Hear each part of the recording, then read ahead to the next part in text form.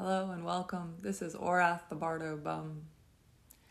And we're going to talk about, essentially, I'm going to dig into the insights that I gained in my psychosis, but we're going to talk about it from the point of view of it's real. For two reasons. One, I think a lot of this is real. I really do. And two, even if it's not, enough of us are having the same psychosis, and I have heard from so many people who've been through the same thing, that understanding the mechanics of it is important and helpful. We share the mechanics. If we're all having the same nightmare, then why not understand the structure of that nightmare in order to better navigate it? So I'm not going to keep saying, well, maybe it's all in my, we're really going to talk about this like it's a real phenomenon, and whether it's in your head or in reality, you still got to deal with it when it arises, when it really comes in. And I think that, reasonably speaking, a lot of this has the potential to be very real, and it would be absurd to me to think that it's not really happening already. That's a big caveat to get into a really dark episode. I'm going to start by telling you the story of what happened. Okay, so let's start by saying what the episode is. We're going to talk about possession and astral gaming at a deeper level, moving towards the technological advancement of that astral gaming, where the way that these higher dimensional beings or even living elites play what I refer to as peasants, us, is becoming more widely accessible through technology. So I think that for a very long time, at least to ancient Egypt, you had the people in the palace learning occult ritual and being able to siphon energy from the peasants that they noted as having that energy that they could use. Things like that, right? Or manipulating the mass consensus in their favor. All through history, you've got occult sects that know how to do this kind of thing. And I've talked about how astral gaming is those sects. I'm going to start with I'll start by explaining all this, and then I'll get into the story of it. So we have the wider context, and then we'll get into exactly how I came to know this, or how I lived it, because I really did live it. So the way I see it, and when I say Orath and Aorath is the perspective outside the cosmos, and the cosmos is the game. It's like the World of Warcraft game we're all playing. And in this game, maybe the best word for it would be archons, guard the physical world and eat up the energy of those that are in it. I'm going to be doing a series soon, a fairy tale series that talks about this in more metaphor for the wider audience to access. But we're all creative souls in here, a lot of us, and there are beings that manipulate the situation to sort of keep on siphoning that energy, and I've talked about that. So these higher dimensional beings or thought forms will make promises to the elites. We'll give you the money, we'll give you the looks, we'll give you the power, in exchange for you manipulating the masses to our benefit, and you're subjected to us. So this isn't, let me also say, this isn't something that I've been reading books on and obsessed with and thinking about. This is something that the only reason I know it happens is because it happened to me. So all of my podcasting comes from direct experience. I lived it, and then I came to understand it after living it. And here's how it started. So I was lifted into, I really fell into the love and light trap of we talked about, and I was living in my own little reality bubble, and it was really high vibrational, beautiful. And there's so much I can say, so I'm going to skip the first part. I'm going to say that at first, some guys came into my head to sort of seduce me, and that brought me down a little bit, but I don't want to talk about that precursor because it's kind of a footnote in my story, to be honest. I want to talk about the moment that I entered the game, really entered the game. And this is so crazy, so hold on to your hats here. I was living alone in an apartment in Halifax, and I was so happy. And one day in meditation, I got this crazy invasion and I talked about telepathy. Here I got this it was like all of these people in my head at once, all of a sudden. And they were showing me that I was being live streamed. This is so intense. They were showing me that I was being live streamed and that I was being that basically my Wi-Fi had been used to create 3D imaging of me. And so there was a 3D replica of me on the internet that was being live streamed and played in real time by people. And they were selling this to me like it was a good thing. And it's so interesting. So when this happens, and if you've had the experience, you know what I'm talking about. So I'm meditating, I get this thing, and I'm having a panic attack. And I always debate whether or not to say who was behind it, but I might name the gaming company. But I had a panic attack. I was so scared of this. And their pitch was, you're making millions of dollars. We've made $5 million off of you. And you're going to get it when you let us fake your death and kidnap you and take you into this other place to our secret society or whatever. And I was so mortified and horrified by this. I basically repressed it and pretended it wasn't happening for a while, but for a few days anyways. But my whole feed, my social media feed was all suddenly all about how Wi-Fi gets hacked to do 3D imaging and images of live feed games. And suddenly this gaming company called Edison Games, run by someone called Bored Elon. And I'm not saying that these people are really doing this, but here's what gets really crazy, and here's why psychosis can be absolutely earth-shatteringly convincing. So what they were trying to do after that period, I kind of resisted it, and then I just started to get hypnotized. I mean, I lost 2 weeks just lying on the couch. I felt like basically people were tinkering inside my neurology and I was a zombie. And then I would find myself getting up, packing a bag, sneaking out in the middle of the night and crouching between cars in a parking lot. And I think what they were doing was they were trying to lead me to different hidden places and get me to fall asleep outside, because that's what I had to do to consent to being abducted. They can't break into my apartment, but if I go hide somewhere and fall asleep, that was a big part of it. Hide somewhere and fall asleep. That's what I had to do to be abducted. Here's the crazy thing. So I went to battle with these guys for a long time, resisting. And I remember feeling them too. Like, I'll tell you this candidly. I remember being on my couch and like taking off my pants. And I felt them all panic. Like, don't do that. Like, I wasn't supposed to undress because I guess there were lots of people watching or it wasn't appropriate. And I was kind of like, what? Like, I could feel them in my body panicking if I said the wrong thing or if I showed too much. And I was so mad at this. But here's the thing where it bleeds over. So then suddenly I was seeing, this is so scary. So this Edison gaming company, they do real-time MME games, which is multiverse, multiplayer games. Everyone's competing for stuff. And if you look online, it looks like you're just zoning into like a typical game online, but I think this is many layered. I really do. And I'm talking about this as though it's real, but let's say it's real in an astral sense. No way, shape, or form am I accusing this company of doing anything like this. I would never make such an accusation. Never.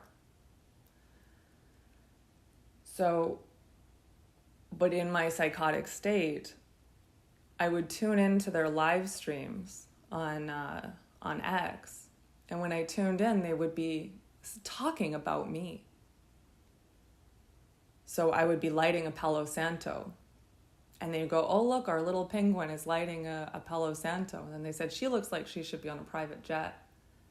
So they were talking about me, talking about what I was doing, looping me in to the game.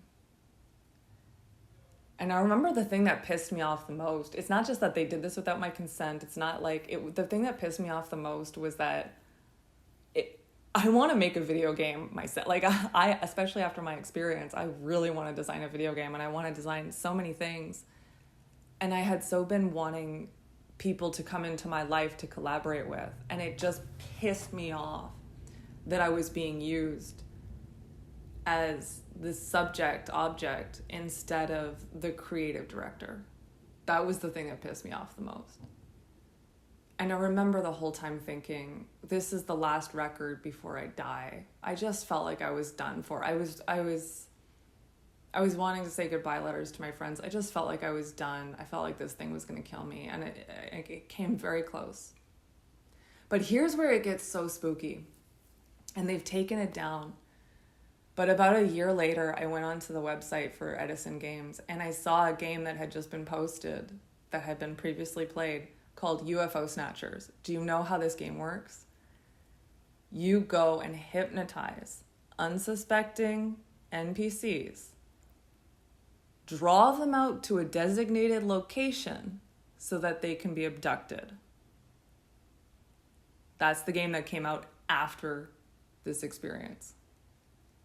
Just like you know, it's extremely compelling, if not to suggest that some of it was real, at the very least to suggest that we're living in an indefinite kind of super reflective simulation. But again, I'm going to play with this all like it's real. And I'm going to take this a step further now. I'm really going to invite you into the whole experience that I had. So I went through this for 9 months. I turned them down eventually. I stopped playing with that game. I said, screw this. I moved. But then I kept going deeper and deeper and deeper. And it's so interesting how what I'll experience in my mind is later reflected in technology. And I'll revise that. What we experience in our minds is reflected in technology. I just reposted a TikTok by this woman who does science updates, and she is talking about the new neural brain to computer interfaces and how they're able to visualize thoughts, and they can read your thoughts and then give you the product or the advertising based on those thoughts. It's already done. Like Neuralink, all of that, it's done. This technology is real. There is technology that can absolutely, even remotely, it doesn't have to be in your brain to read your brain. And I didn't know that when this was happening. I know that now. There are so many things that have linked up afterwards. So at the depths of my 9-month battle, it wasn't just the like Edison Games. That stuff was child's play compared to the stuff that I faced off with, because there are layers here. There are interdimensional layers to gaming. Let's say on the human level, we'll stick to the human level to start. I was living in my psychosis through future timelines where the whole world, it's like there's timelines where the world is laid to waste, and you've got a whole class of people that are just full-time gamers. They've immersed themselves in VR games. And because the world is so destitute, their favorite game is to actually go through time. This is crazy, but through time, and play with, sort of plug into and play with the people that are alive now. So it's like I was being played by dystopian future VR gamers. And that's one thing I saw. It's like, you know, the future of technology. I mean, if we can already remotely read thoughts and project them, and I'll get into that too. Actually, I'm sorry. I knew I would jump all over here because there's so much. This is so multi-layered. Let me stick to the human element. At one point, going deeper in, I had I'll also present the caveat that says, let's imagine my psychosis was me sampling from the platter of every messed up thing that could happen. Was it all actually happening to me? No, but it was giving me insights into the fact that these things happen. So now you've got these people, let's say governments, let's say elites, let's say elite gamers, or interdimensional astral beings who are also gamers, who are also playing a game. And the game is one of the things that they do. I remember I would be talking to someone or thinking of something. They're like, can you project that a little clearer? Can you send that word out? We can't see it that clearly. You'd hear that. So what's happening is they're actually doing imaging of your mind. So when you're imagining something, or they'd say, stop projecting that image of me. Stop thinking about me naked. Stop projecting that. So they use the word projecting. So they've got a screen up and they're watching your thoughts like a play, like a movie. And the words that you say, the relations you have, the things you do, and they're participating with it. So they've got VR headsets, they've got screens, and they're able to plug in and this is common. People who identify as targeted individuals will all cite the same experience, and I had it. You have voice-to-skull technology, they call it. So they're able to speak into your brain, which is why we have voices in our head. and they're able to project your thoughts onto their screens so that they can watch what you're thinking and see what you're saying. And they can look through your eyes. I felt it. I've talked about this when I had a bunch of men in my eyes. I was watching Catherine the Great, and I realized I was looking at tits the whole time, which I don't do. But they were all looking at tits because they were in my eyes. And they can sometimes direct your eyes to information so that they can read through them. It's so creepy. So I think there's the kind of surveillance reality where targeted individuals can be targeted by this kind of technology, and that is documented fact. Then there's the gaming, the future of gaming, and even sometimes the present for elite gamers, which is, can you manipulate these individuals? Can you choose a human target? Can you get into their field? Can you use technology and hack into their system, upload them, manipulate them, abduct them, and do God knows what? I don't know what would have happened after the abduction. But I think mine was interdimensional, probably, so it would have been more like an alien, like probably, I don't know. I think I would have woken up in a different dimension, or someone would have possessed my body. So we're at a very interesting, I'll also say, before I go into that, another synchronicity where I came out of the experience where, and I had multiple people coming in. People would just enter my field all the time, and I would start to listen, and it would always be these men, and they would always be gamers. And they would always be like, oh, she's worth $100,000. This is crazy. I'm so rich. They kept saying that. I just got to convince her that I'm this person. I just got to make her think I love her, because that was my character profile. She wants to be loved, that was the how to get me profile that was going on. And I was worth points. I actually saw a TikTok shortly after my psychosis that was explaining the world of fallen angels, where there's a whole class of fallen angels that are forcibly hooked up to VR headsets, where they are meant to connect with humans and corrupt them or possess them or destroy them, and that they get points. And one of the denominations was 100,000 points. So these kinds of things that appear to me after the fact are always really validating. It's just like the Buddha's contacting me and going, this is the Bardo. So it's very validating in terms of helping me go, okay, this is in the collective. And then having other people say, I have the same experience. I had the same experience with, the CIA or saying, don't project that, or, can you think a little clearer, or looking through your eyes. We're all having the same experience. So this is very compelling. And you've got to just think about it. I think about these men at the top of the world with nothing better to do. I mean, at a certain point, the dopamine addiction is so great that you can only imagine what people would do for entertainment. And so hunting people on a screen is nothing compared to hunting people in real life. And so when they know their target is real, I think there's a thrill to that. Not only point accumulation, but just an absolute thrill. So I think that elite, probably hidden from the masses for a long time. There's a movie about this too, Gamer, that talks about using nanotech to hack into people's bodies, and you can play another person's body. That's what the game is about. This is so on track, guys. So that brings me to my next point, possession and this gaming. So one of the one of the biggest goals of my inner adversary, of the person trying to game me, was to possess me.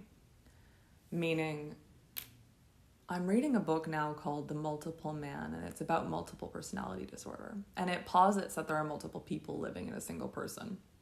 It also talks about mesmerism, which is a kind of hypnosis. You can put someone over, you can put someone under, and you can remotely connect with their body. So when you lift your arm, they lift their arm. And you can share feeling and sensation together, that this is recorded, it's in the book. Well, that's what happened to me. And that's what happens to other people going through this. So my key gamer trying to possess me would increasingly come into my body, and I would feel him. I would fight for my own posture, you know? I would fight for my own arms. He would press my nose to try and hypnotize me. And this is demonic possession, really. There was one night where he went full throttle, and I invited him in. It was so stupid, but he tricked me, and I was so just tired and dumb, and I was like, oh, just come into my body so you can feel what I'm feeling. And he came right in, and I brought him in. It was so stupid. And I had to fight with him for the next 4 or 5 hours because he had full control.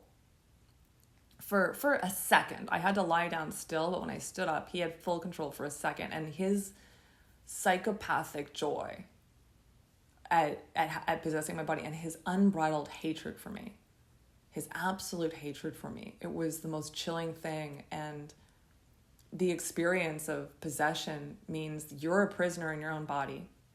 Someone else is driving the car, and you don't have anything to say. You can't say anything about it, and they hate you. There's a scene in Gravity Falls, the kids show, where Bill Cipher, who is basically all of this wrapped up, he's even personified as a triangle with an eye in it,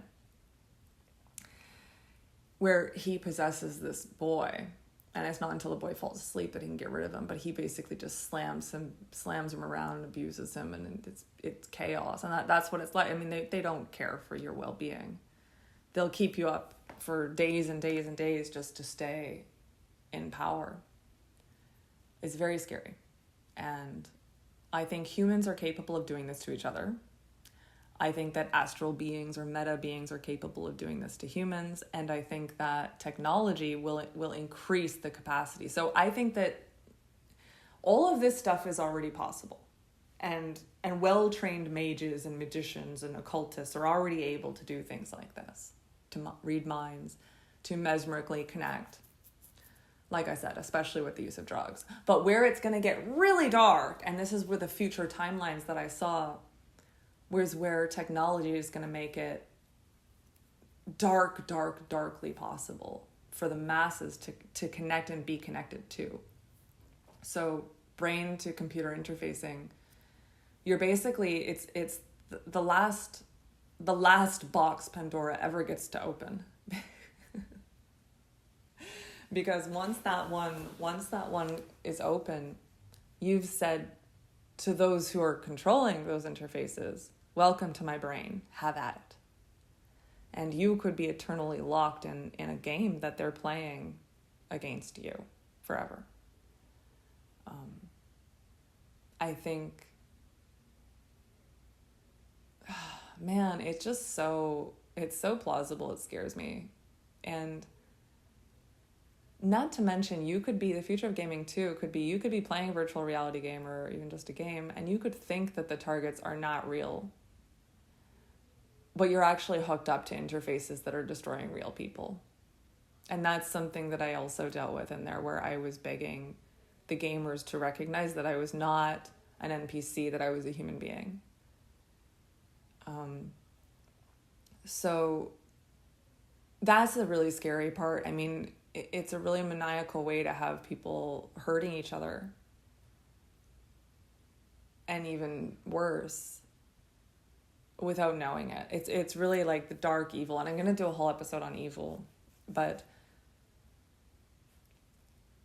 there was a movie called Toys with Robin Williams that was about that, where his brother takes over. His brother's a military sergeant. He takes over the toy company, and he brings all these kids in to play shooting games where you're shooting down factories and tanks, and you're getting points. But the interface is actually hooked up to drones. So these kids are actually blowing up real buildings and real people, and they're getting points for it. Not hard to imagine that reality becoming common, really. I mean, I think the biggest mistake that most people make in this world, and I used to be guilty of it until this experience, is not being aware of the level of psychopathy that exists at the top of the world. The people who are running these technologies, the people who are innovating these technologies, at the very top, the most competitive AIs, the most competitive interfaces, all of it. Please think for a moment what kind of person you have to be or become in that sphere of reality. You're operating in a totally different realm. And I think it's a realm that's so divorced from the everyman that the everyman actually does seem like a video game character. So it's also a psychological phenomenon. And like I said, it all plugs in the end. Those guys who are at the top, they're not really at the top because they bow down to the Archon gods, right? They sold themselves to those gods and they answer to them. And that to me was always the ultimate important distinction that I would make, or my fundamental was freedom. I would rather be on the streets being beaten up by you guys than be subjected or sublimated or give away my power to someone else. So it is what it is. Life's better when you give away your power in a sense, but not by my books. So let me break this up with a reminder, an insight that I had the other day, because I know it feels absolutely brutal. And when you think about the advances in technology, you realize we don't have a hope. We don't have a hope. They already can hack our brains and rewire our neurology remotely or with just a speckle of nanotech. I mean, it's ridiculous. Or with pulses or with whatever. But we're not it's also not real. The whole thing, the whole Earth experience, it's an exam, or at least this is what I think. I think I saw that was what I went through was my final exams.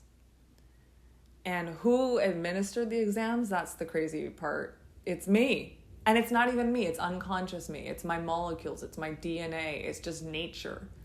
The nature of my own mind that I'm not even aware of set this whole thing up to set me straight. I administered to myself all the lessons I needed. And so when I tell you guys about, this is where we're going to get really meta, okay? So they're playing us, right? That's the dark future of gaming, is that they're playing us like peasants.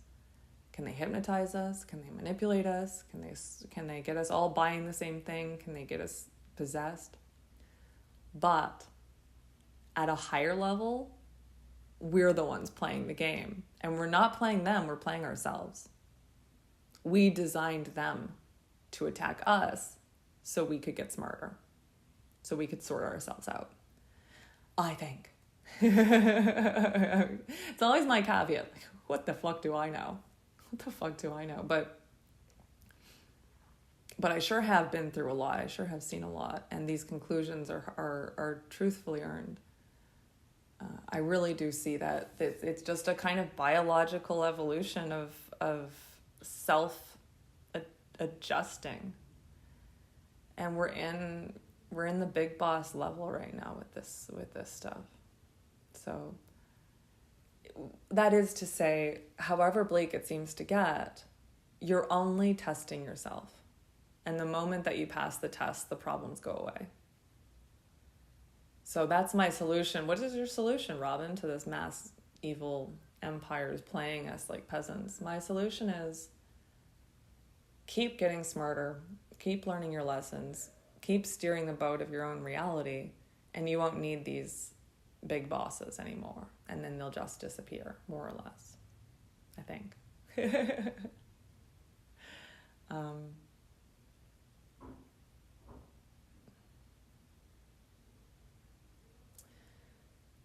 It's brutal. But God, doesn't it make sense? Like, we need to take out this person. Why don't we make a game about it? I mean, isn't that a compelling way to take someone out? It's like if you hook in 100 VR game players and tell them that the winner is going to get 100,000 points and they can all gang up on her and try their best to disorient her, put voices in her head, confuse her, scare her, and eventually get her to walk off a bridge. That's a really effective way to take care of business and keep people entertained. And a lot of people will pay you to play that game. So just thinking about the kinds of strategies you're going to have at the top levels of the world with those levels of dopamine addiction and how they're going to play out. And then getting smart about it. Oh my God. It's really, at the rate that technology is advancing, it's time to really get smart, because a lot of people are going to wake up tomorrow in a new reality and not even clock it. You know, chained to the wall, just going, well, this is normal. It was always like this. I accept this.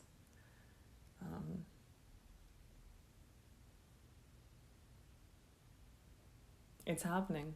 That's all I can say. It's happening. And keep your wits about you, and remember, it's all you. It's just real big boss stuff. It's real big boss stuff. I survived it, and it's done for me, more or less. There's still an entity inside of me, which is kind of annoying, but I'll talk about that.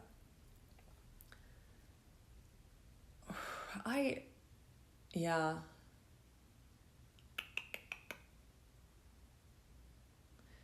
The other thing I'll say is, look, even if they were live streaming me, even if they were trying to kidnap me, all of that, who had the power in the end? Because they couldn't get me. They didn't get me. I mean, knock on wood, and with all due respect, because I remember that one of my biggest failings was my arrogance, and they did get the heck out of me. But what I mean is they didn't just come in and kidnap me. They had to play a game, because it really is all about the game. So don't be stupid. Don't be arrogant. And know that however much they threaten to, they're not going to bomb your house. They're not going to break in. They're not going to have you arrested. That's not the game. The game is to scare you and to make you believe these things and to make you go where they want when they want. So don't listen to them. That's what I can offer you there. Subscribe if you're enjoying this. Hit the notifications button and stay tuned. I've got lots more to talk about.